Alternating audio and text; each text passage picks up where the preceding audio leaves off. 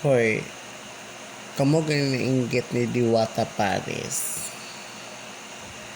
Ayaw na lang mo singal-ngal.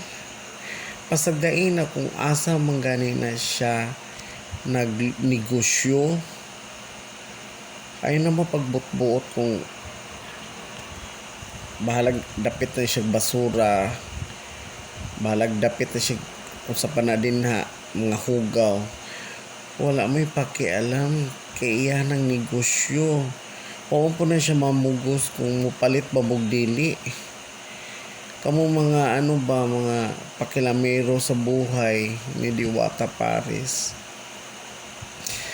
Ay nako. Wala jumoy sense.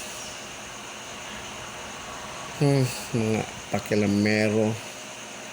Diwata Paris. Pasag din ng mga inggit sa'yo. Patuloy mo lang yung mo, business mo na Diwata Paris. Baka ilang years, baka maparihan na yan sa mga Jollibee at Chowking at saka mga Red Ribbon, maka-level mo na yan. Inggit lang yan sa'yo, Diwata Paris.